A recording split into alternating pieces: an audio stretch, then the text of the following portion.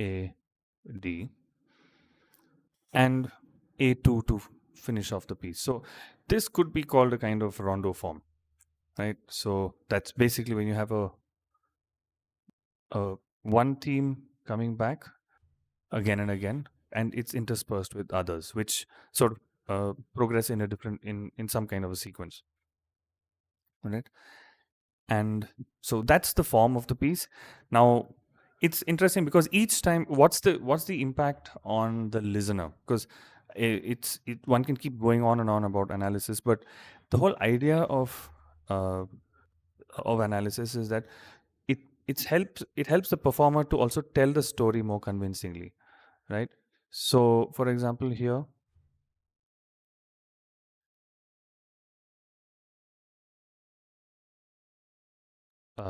with this, each time it comes back from B to A, C to A, D to A, there's a sense of recognition. Because the first time you've played A, you're essentially announcing it to the listeners, right?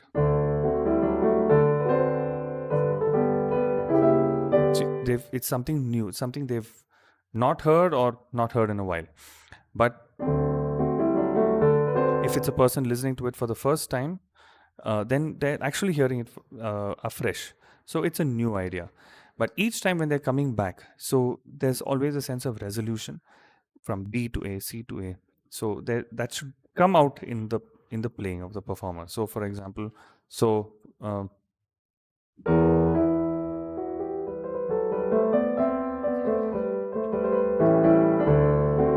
so like here we are again, that kind of thing, right? We're back.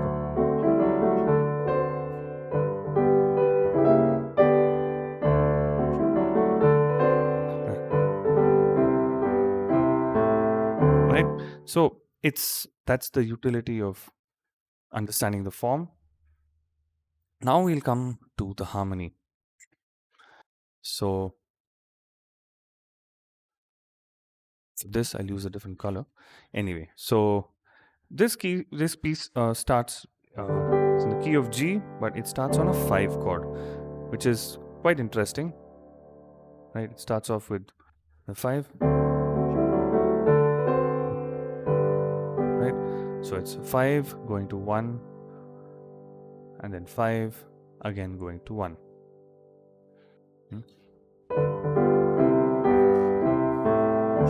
Now here, this cadence, he could have just ended it as like,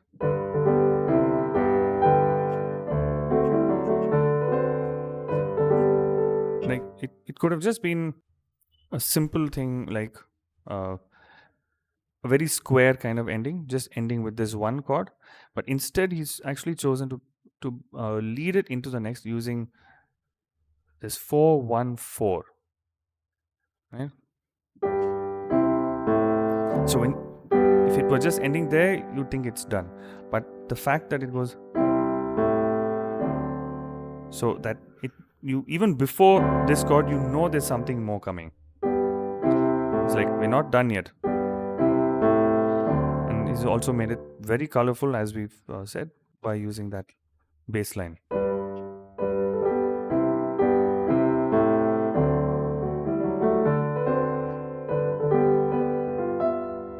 And now you have a dominant 7th chord, right? Right. This is a 1-7. Right. Now it means we're going into different territory. This is a kind of a sequence. You could think of it as 2 smaller phrases. But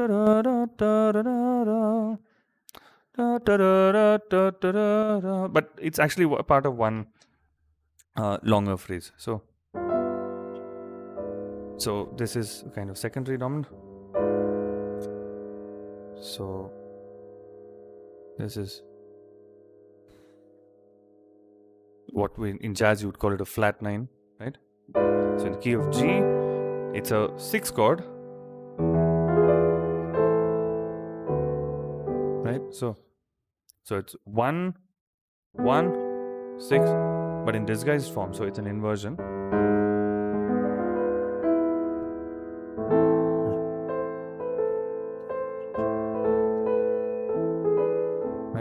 2 minor, the classic circle of fifths, right? But you can see here, even within that, there's this whole 1 4 1 4 5 1 of the 2 minor.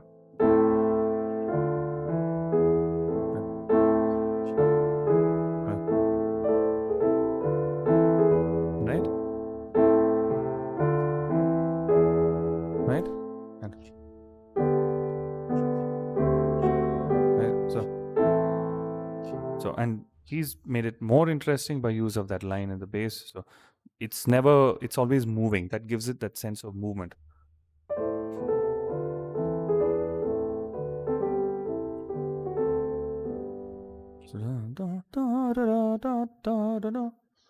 Oops. This is a flavor of the 6 7 and 2 minor, and then that 5 1.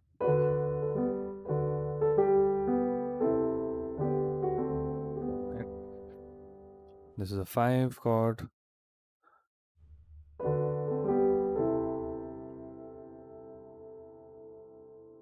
And it's a 6, and this is a classic 6/4 cadence, right? 6/4 5 1, right?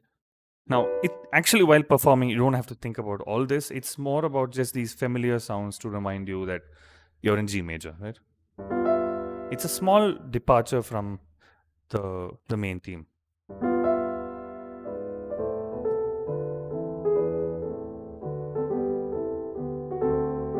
And now he hits you on the head with a hammer over here, right?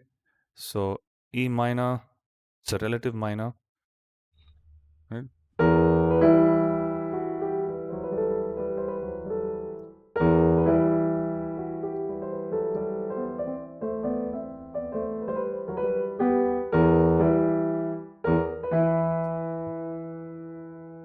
And here it's just an E pedal with this melody going in.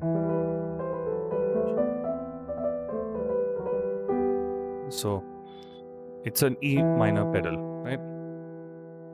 You could think of the harmony. You could think of it as a kind of implied 4 minor, but it doesn't actually matter. Sometimes in harmony, things like this, it's better not to overthink. Right? And 1. And when I say 4 and 1, I mean in the key of E minor, not in the key of G. So maybe I'll put them in brackets. Yeah.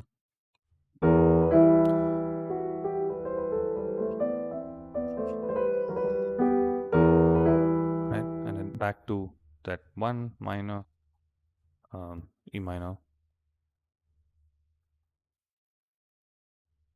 Okay, next page. Right.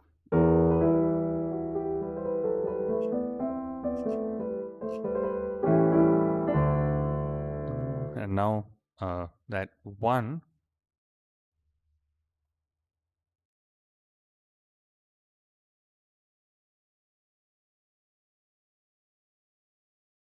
that's the same pattern. So we were in that 1 in E minor, but it's also the 6 of the main key, right? 6 minor. So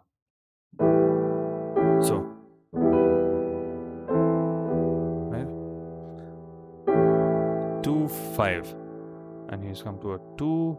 This is the 2 major, 2 7th, and 5 7, back to the main theme.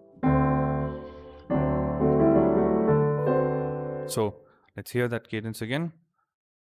This is the second time around, right?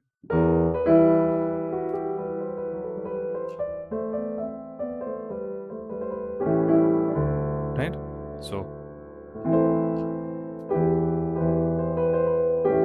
2 5.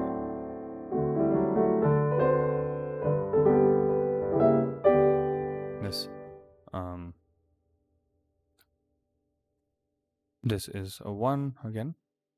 Now this, I forgot to mention this the last time. So in harmonic terms, this is This is a diminished 7 chord. It's a very nice sound which he's used. It's there the first time around as well. But it's, you don't need to think of it too much. It's still, the flavor is still very major oriented, this diminished chord, unlike one which comes much later.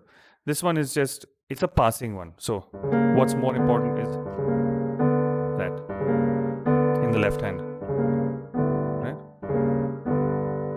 That, right? That's more important. It just brings a very nice color to that phrase. Right? So this is a diminished, it's a one diminished chord. Okay, you could also use a small circle, right? So, right, yeah. And that's the same, it's the same everywhere this theme comes in its original form. So it's the same thing. So when I'm using this, I may ignore some of the smaller passing harmony. This is one such. Because the feeling of major is not going away, right? Now, and then again, 5,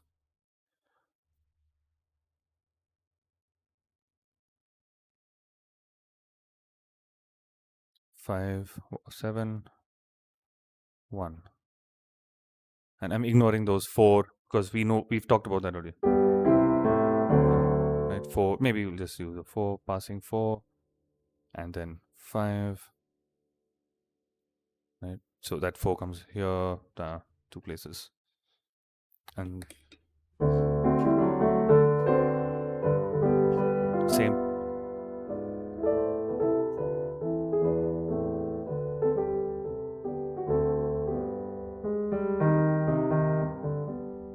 Right, now this is new territory, even harmonic. So we've ended here on the 1.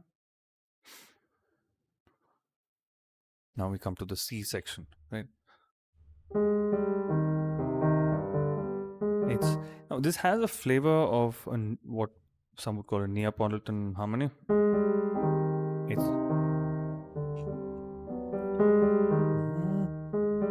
well, now a thought experiment would be also to be more clearly in the domain of C major, of C minor, sorry.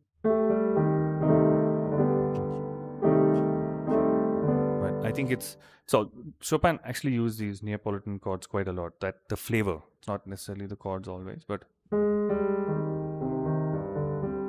such beautiful use of suspended chords here. So just remember to play these as written. This.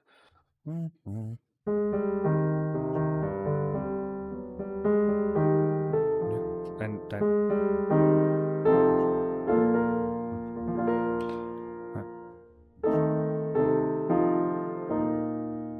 It's a very nice suspended chord. So that's one suspension. This is another one.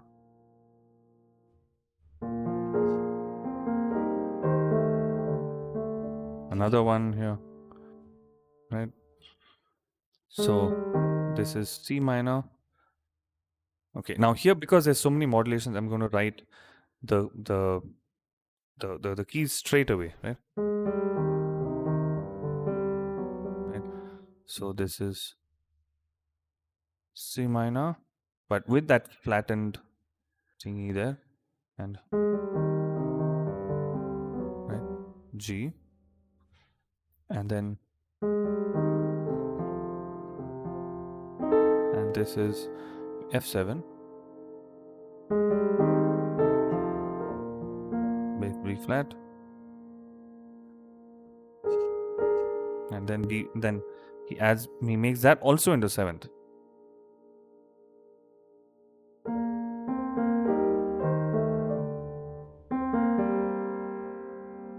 And this very much, and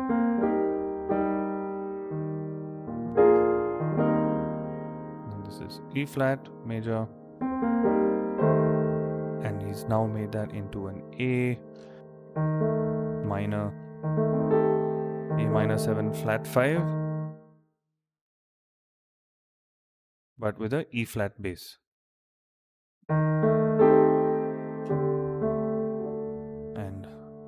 we've come back to the very familiar D7, which is the 5 of G. But now it's not in the context of a G. She's definitely telling us no, we're still nowhere near home, we're still in G minor. We're in a minor key. That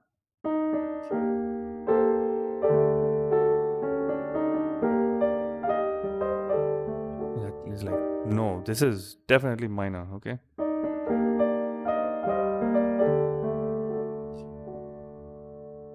And it's like really this soulful kind of thing there.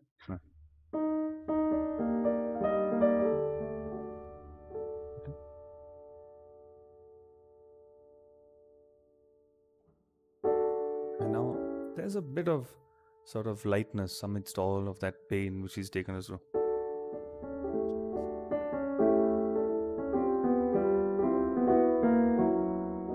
It's like all of these colors. It's like almost kind of like daydreaming. So it started with where were we?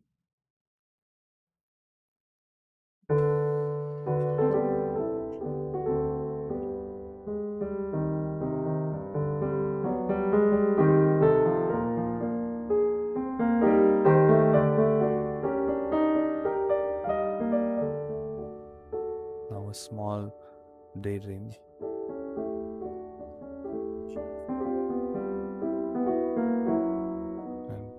And then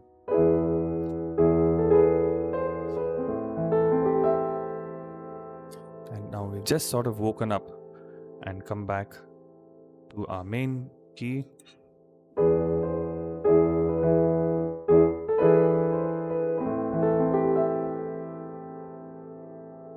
To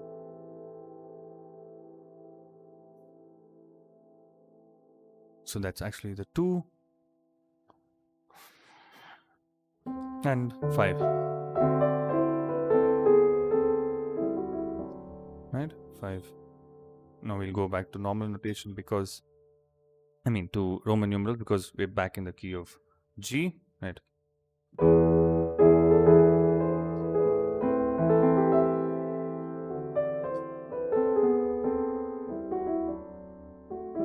So the daydream is over and we're back.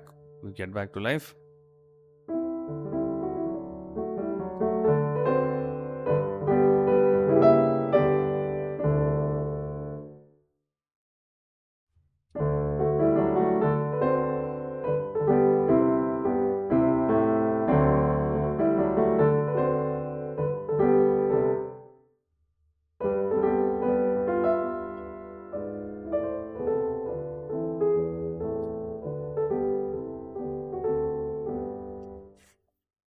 So all that we've covered before. And here again, it's an interesting use of how he's used the circular fifths. So he started off here. This is just modulation through different places. And some would actually use the word tonicization. It's not a full-fledged move to a different key, but it's more like passing through different keys, right?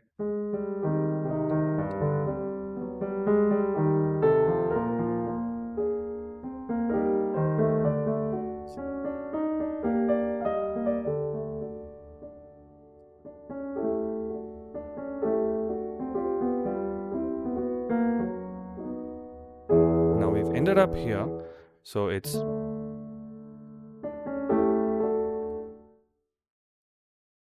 all 5-1 progressions in different keys.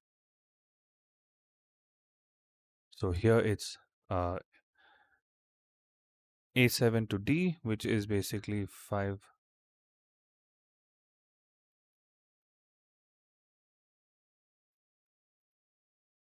So it's 5 to 1 in the key of D.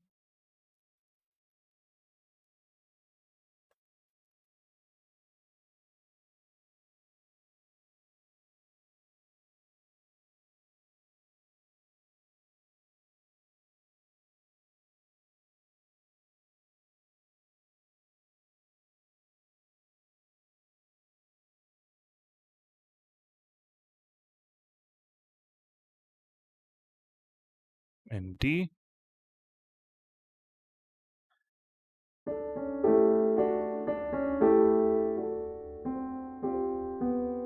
and then 5 to 1, sort of. There is a suspended chord also.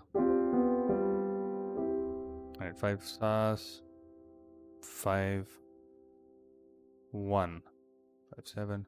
There's also 5 stars, 5, 7, 1. And just one on a passing note. So just look at the economy of notes which Chopin has used. There's so much happening, there's so much you're hearing, but with just the bare minimum notes.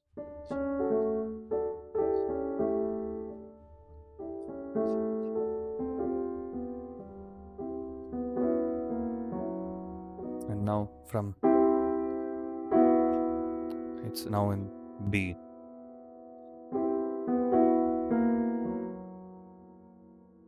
This is in C, and then in C, and then in B. So 5, 7, 1 in B. Right.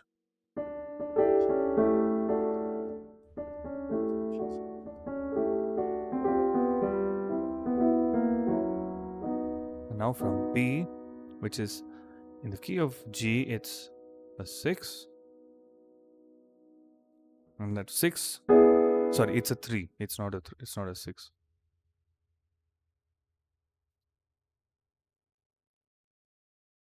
And here, this E7 is a 6.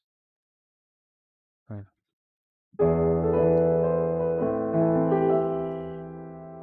2 minor, we've already written that. Right. So 6, 3, 6, 2, 5, 1. So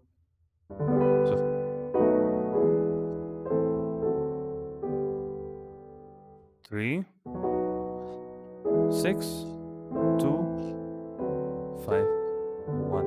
Right. So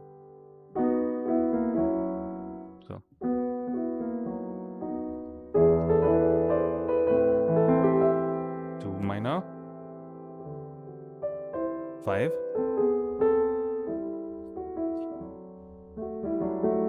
and we're back home.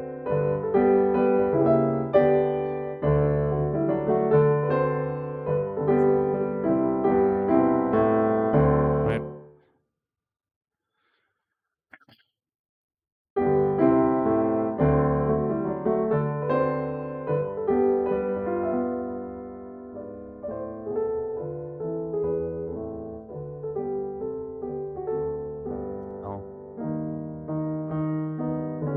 Now this is sort of it's still not departing far from G major. So just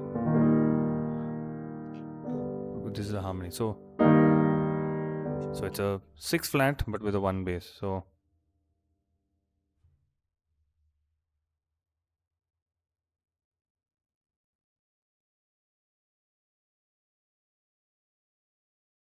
no, it's actually the major chord. So we'll call it a flat 6 but with the 1 bass.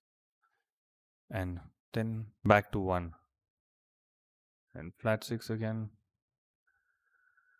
with a 1 bass.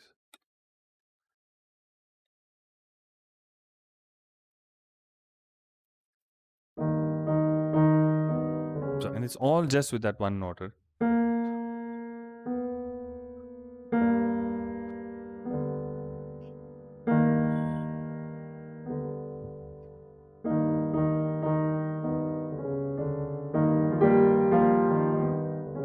And there's one very interesting thing here which Chopin does is that voice, dun, dun, dun, that da da da da, that idea, he brings it in. The first time it's not there on the left hand.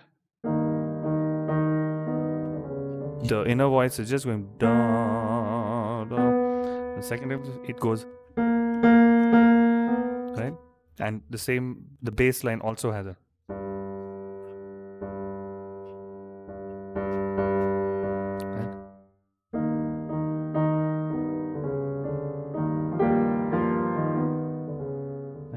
So as a performer, don't forget to bring out that contrast. But where this idea is also coming again later on. So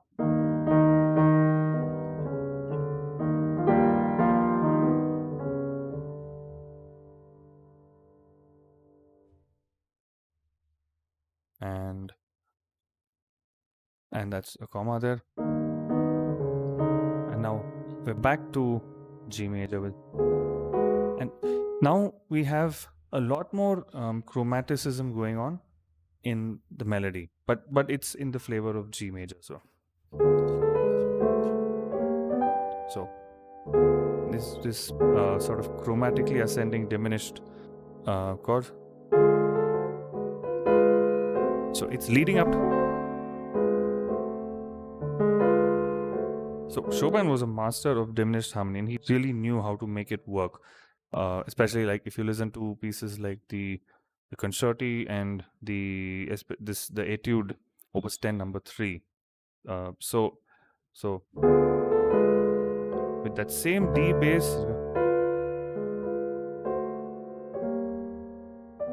and very nicely resolving the tension from a diminished chord into the major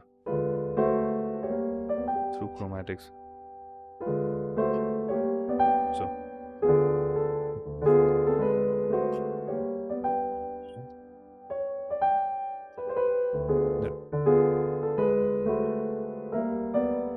and the second time, this idea which was in the writer, da, da, da, da,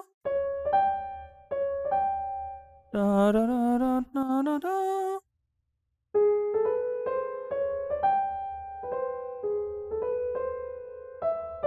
But that idea comes here.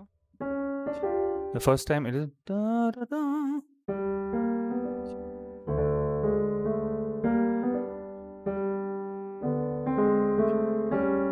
So see even that, how that imitation of this line again comes over here in the left hand. So these are the things that make a performance actually really interesting if you're able to bring those out.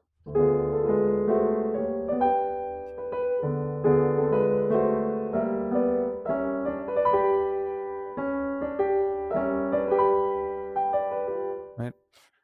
So, but otherwise, harmonically speaking, the shape is still just 5 and 1 and 5 and 1. So now it's actually the same 5 1 which is here. Of course, here the speed of changes of the chords is slower, but here, yeah,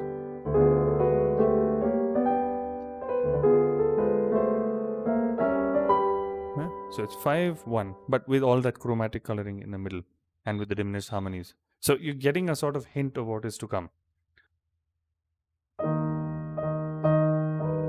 Now the darker idea of this E flat chord, but now with a much thicker texture. Earlier it was just,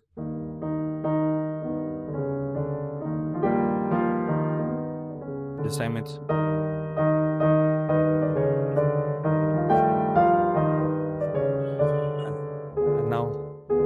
and now this is where we're really taking off.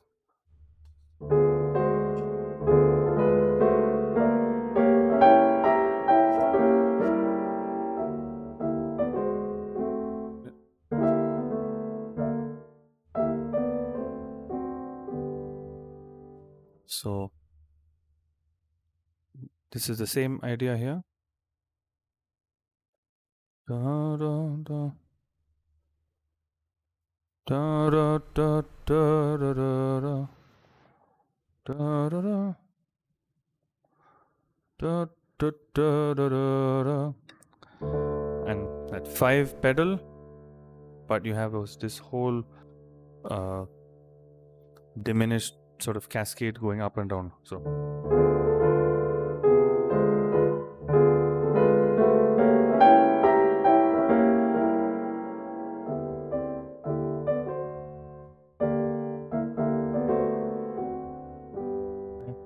this huge harmonic tension here.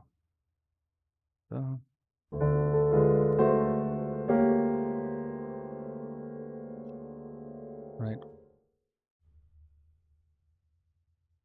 So here it's still that 5 pedal. here it is that one harmonic,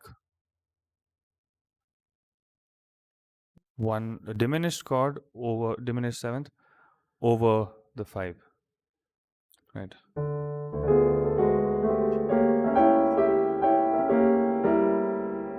And then he resolves it with a more normal sounding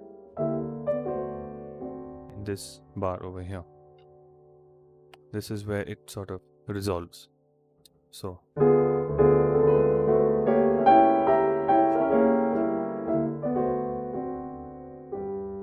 right, and so this is sort of, you could call it sort of the climax of the piece. Um, this whole passage over here, and this very rich sort of pattern. If you notice, the notes are also spaced out, but at the same time, and as a performer, it's also wise to use some pedal here, right? Just to heighten the sense of tension. Of course, change pedal between this. So change there, hold this, and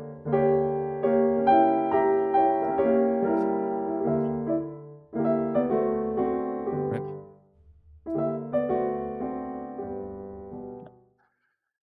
And resolving back to this. Da, da, da.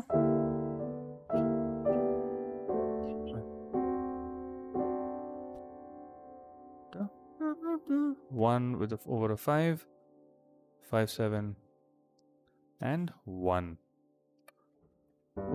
Now, the piece doesn't end there. We're coming back to A2. It could end. I mean, as when analyzing a piece, you could, it's always useful to think of alternative endings. But what gives a piece sometimes a sense of structure, and for that, the listener needs to feel that, we're back home. So here it's in disguise. It's not through. Now he's bringing it in the tonic, in the 1 chord, right? And almost as though to say we're not done yet, so he makes that into a 7, right? And so this is a 7, right? So this is that 7 chord, and you also have a sort of reminder of those suspensions which we heard. Da, da, da. He could have written as, but it's so much better when it is.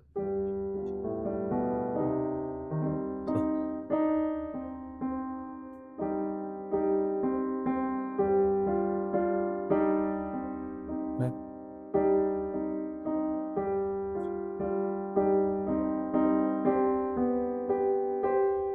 Right. Again, beautiful suspension there, right?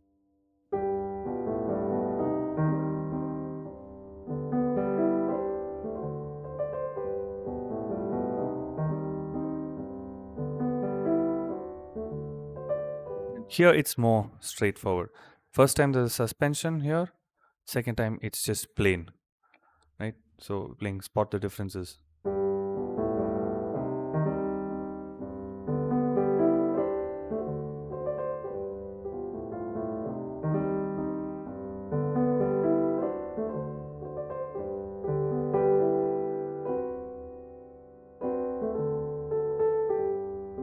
And again the suspension. Da, da, da.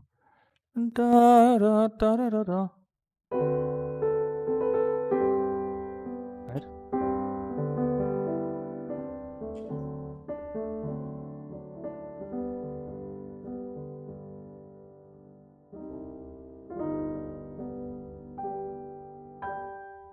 Right.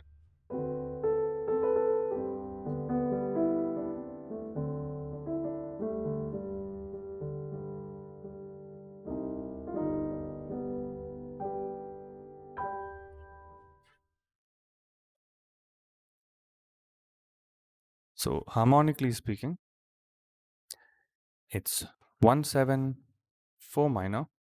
Oops.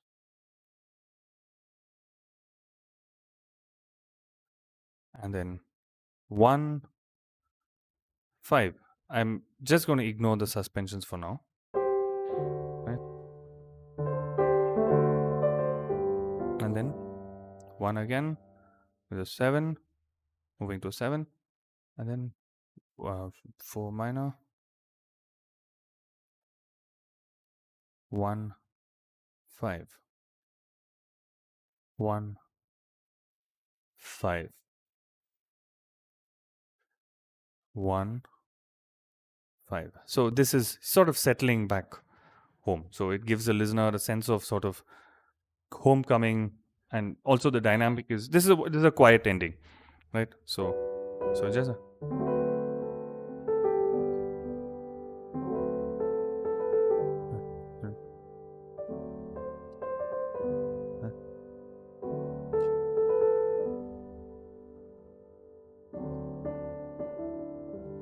right, that's the overall feeling of it. And just at the end, you have a hint of that 4 minor there.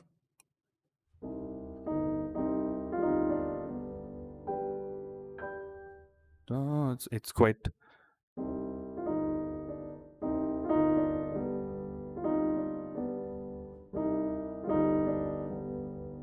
And back to 1.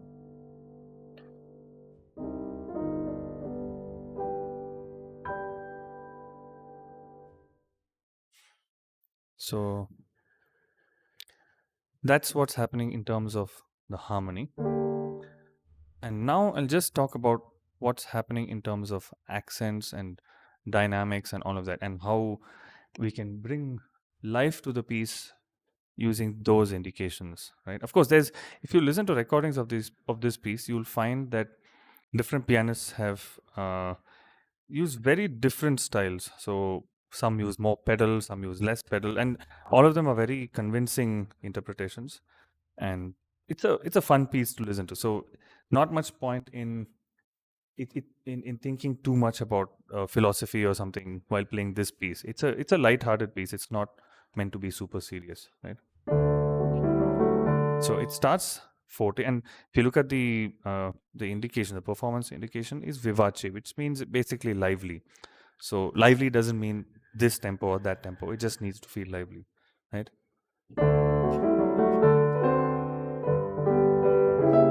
Now, if you look at the accent here, there's a marked accent on the second beat of these two bars. So that's one of the signs of a mazurka. That and also this dotted rhythm.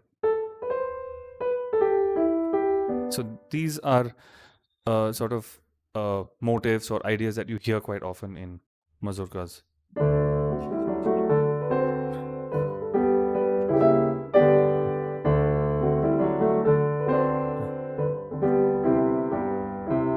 And make sure you bring that line back, that bass line, make it so that you can lean into the next one.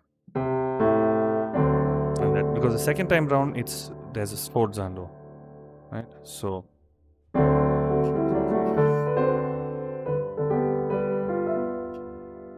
and this, it's a big. There's a crescendo there, which means you want this seventh chord.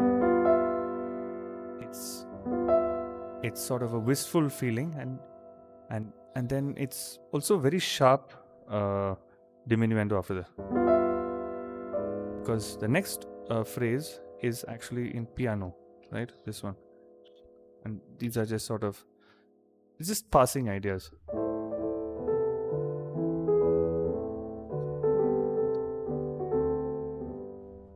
So, right. So it's in contrast. This chord is very much in contrast to the first time, which is more triumphant.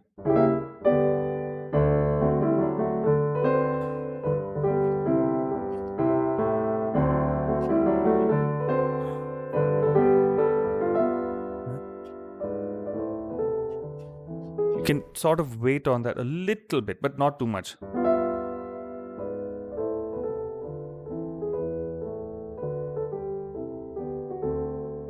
Right?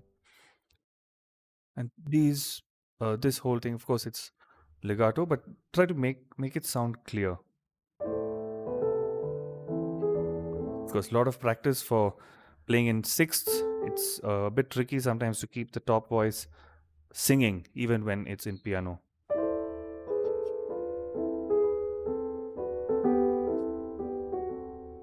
right? Now, one of the things in this writing is also to bring out the contrast between the dotted rhythm when it's expressed in two different manners. So one is with this semiquaver rest here, like which is more like, and the other is, so it's important to notice where it's written that way and where it's written in this manner with the rest and with the continuous notes. Like here it is continuous.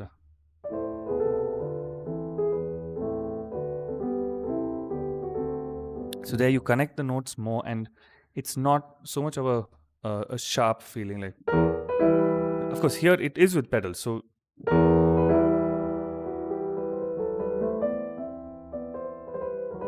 here again, this passage B, when we come to B, the important thing here is this huge contrast, because like we said, he's sort of hit you on the head with a hammer with this E minor chord, and then it's suddenly quiet. And also it's a good idea to release a pedal there,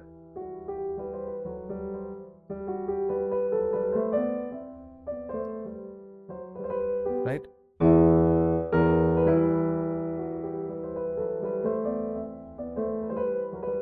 Because when you release the pedal, then you can do, right? Of course, here at the beginning of the phrase there is a pedal,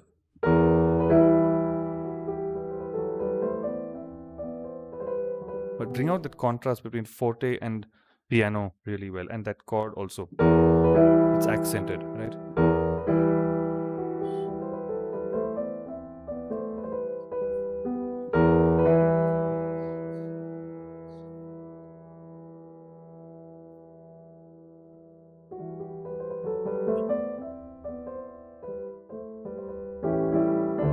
And back to forte,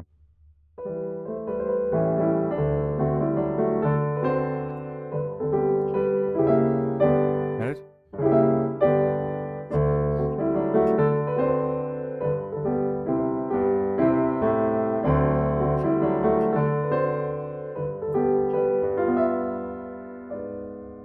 And the second time, notice that this is written with a broken chord rather than as a straight chord. The first time around, it's the first time,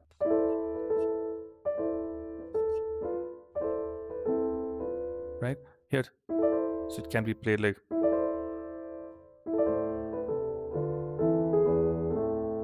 it's just a subtle difference, but this is what makes a performance interesting.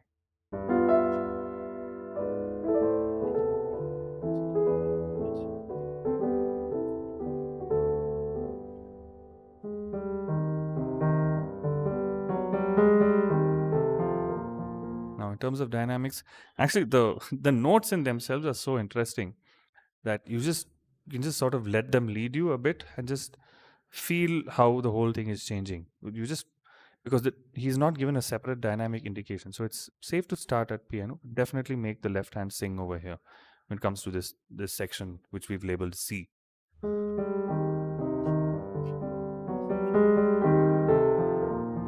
Right? Of course, it's the end of a phrase.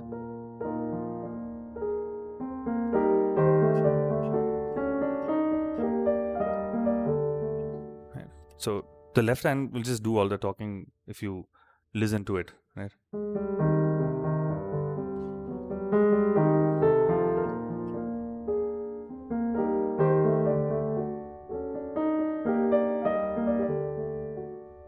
Right? So it's probably a good idea to bring that A outer,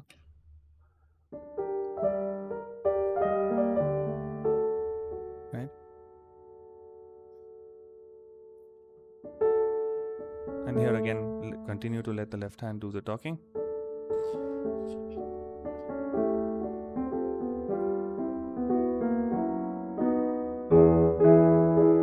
And this has a bit of an accent.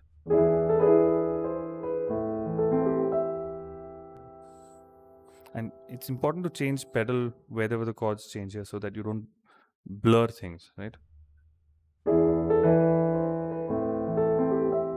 And there's always these moments where you release the pedal on a chord change the writing becomes very transparent, and it's like this moment of sort of thinking or wondering, where is this going, right?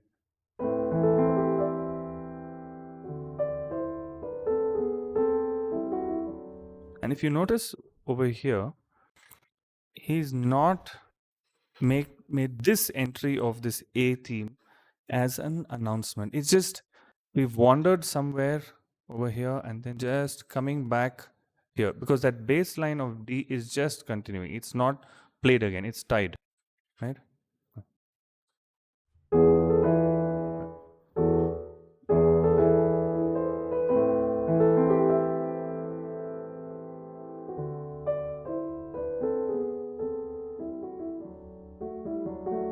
And then we suddenly realize that it's like waking up from a dream, sort of.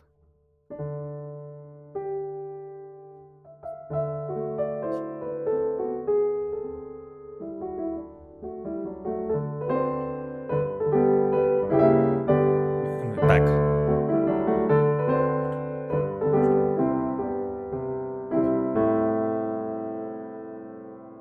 And sforzando.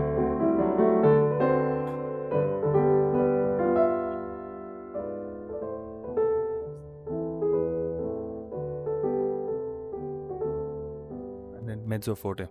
Now here the voicing is a bit tricky because it could end up sounding a bit muddy if you're not careful. That, and also the pedaling. So it's not a bad idea to bring this note. Right? Because this voice will be heard, right? Which is being played in octaves. That'll be heard. So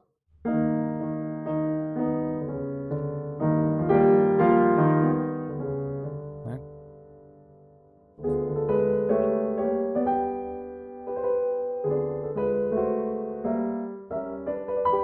So as we said, bring this out over here.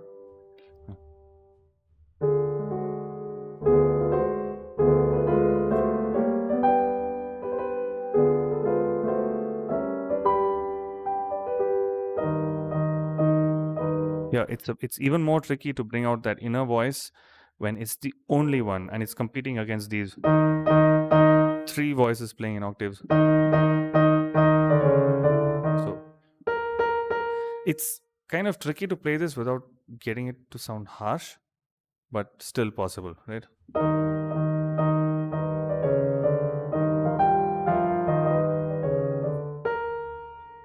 Right?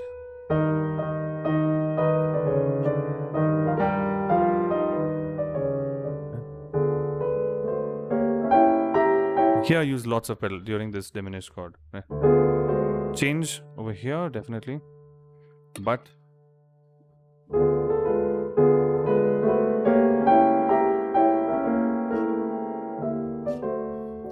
so that sound of resolution. So definitely here that D and right? And here again let left hand do the talking. But again, just pay attention a little bit to those suspensions. Right? And it's piano sempre. So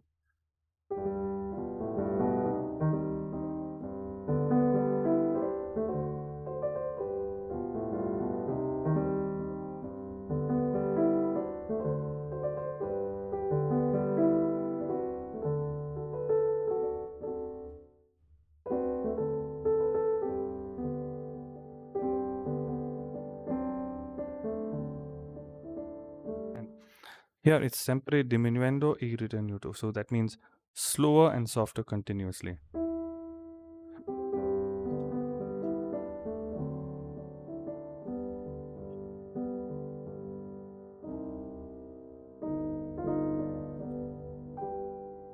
Now, how much you slow down, how much you get softer is partly a matter of taste. It's probably not a good idea to do it too much.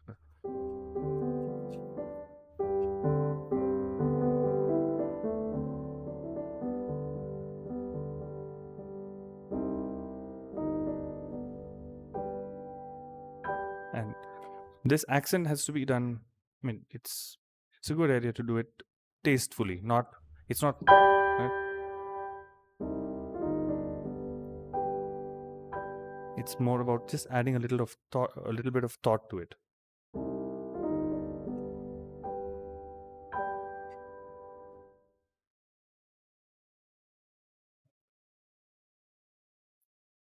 right?